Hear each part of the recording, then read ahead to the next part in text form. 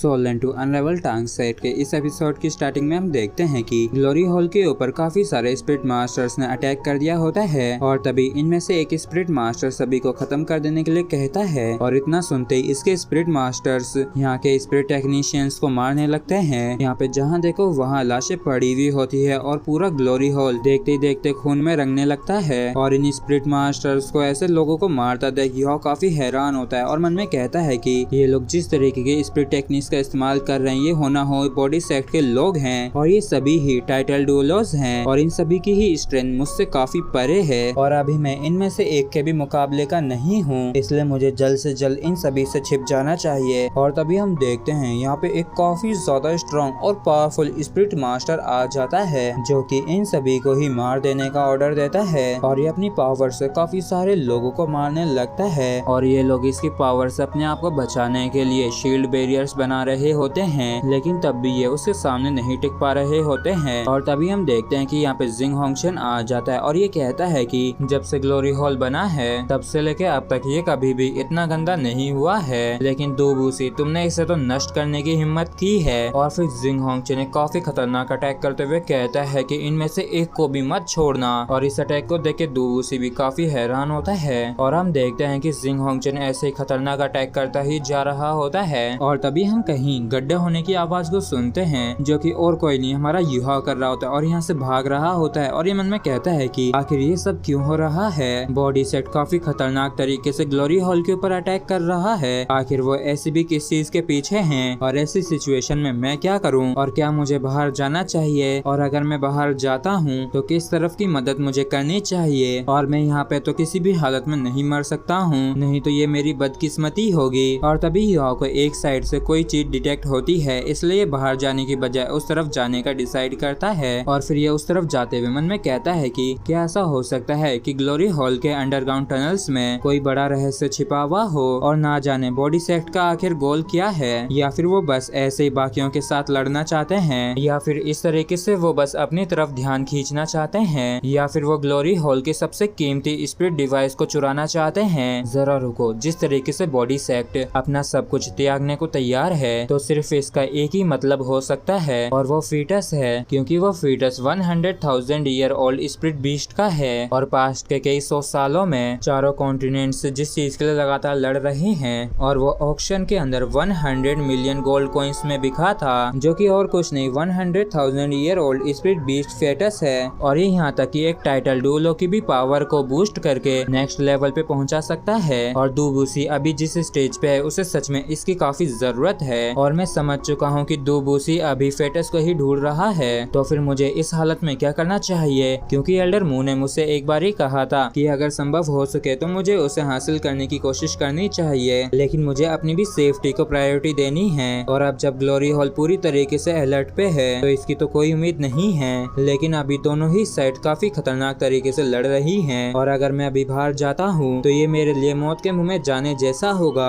चलो जाने दो, वैसे भी मैं अभी नहीं जा सकता हूँ क्योंकि मैं दोनों ही साइड के एक बंदे के भी मुकाबले का नहीं हूँ और अगर मैं लालची होकर वहाँ पे चला भी जाता हूँ तो मैं अपनी जिंदगी खो दूंगा और सब खत्म हो जाएगा। और तभी युहा के नजदीक में ही काफी तगड़ा ब्लास्ट होता है और इस चीज को देखे युहा घबराते हुए कहता है कि ओ नहीं, उस बड़ी सी शॉक वेव की वजह से ये जगह काफी जल्दी ढहने वाली है। और जैसे जिंग होंगशन को पता चलता है कि जिस डायरेक्शन के अंदर ये एक्सप्लोजन हुआ है वहीं इसकी सबसे कीमती चीज भी है, इसलिए ये काफी गुस्से से दुबुसी से कहता है कि दुबुसी आखिर तुम्हारी हिम्मत कैसे हुई उस चीज के पीछे जाने की। और इन सभी स्पिरिट मास्टर्स के बीच में से जिंग होंगशन काफी तेजी से आगे की तरफ बढ़ने लगता है और इसे अपनी तरफ आता देख दुबुसी कहता है कि यहाँ पे कोई आ गया है, उसे किसी भी कीमत पे रोको। और इस तरफ जिंग होंगशन कहता है कि कमीने मैं तुझे नहीं छोड़ूंगा। और तभी हम युहा को कहीं पे पड़े हुए देखते हैं और ये मन में कहता है आखिर मैं गिर के यहाँ पे कैसे आ गया और थैंक गॉड मैं उस मलबे के नीचे नहीं दबा, नहीं तो उसके नीचे कुचल के मेरा तो भरता ही बन जाता। लेकिन अब यहाँ से भाग के जाने वाला रास्ता बंद हो गया है और ये जगह किसी तरीके के सीक्रेट बेस जैसी लग रही है। अरे यहाँ पे तो एक काफी बड़ा दरवाजा भी है, चलो चल के वहाँ पे देखते हैं कि वहाँ पे क्या है। और जैसे ही यहाँ पे अंदर आता तो यहाँ पे ये काफी बड़े रोबोट को पाता है और इसे देख के ये काफी ज्यादा चौंक जाता है और मन में कहता है कि आखिर ये चीज क्या है। और ये किसी तरीके के एक जाइंट मेटल मैन जैसा है और इसके अंदर तो हजारों कोर फॉर्मेशंस बन रखी हैं, जिस वजह से इसके अंदर से मोस्टरस ऑरा बाहर निकल रहा है और कि ये वही वेपन है जिसके ऊपर सीक्रेटली ग्लोरी हॉल रिसर्च कर रही है और इस मेटल मैन के सामने मैं अपने आप को एक कीड़े जैसा महसूस कर रहा हूँ और ये काफी ज्यादा अच्छा होगा अगर शेरेक एकेडमी इस चीज के ऊपर स्टडी कर सका तो। अरे इसमें से तो लाइट आ रही है। ओ तो ये एक जेम है और ये जेम हल्के नीले रंग का होता है जिसके अंदर पावर की थोड़ी थोड़ी फ्लक्चुएशंस हो रही होती है। और क्या ये एक स्टारलाइट सेफियर हो सकता है और यहाँ तक कि एक थंबनेल साइज का भी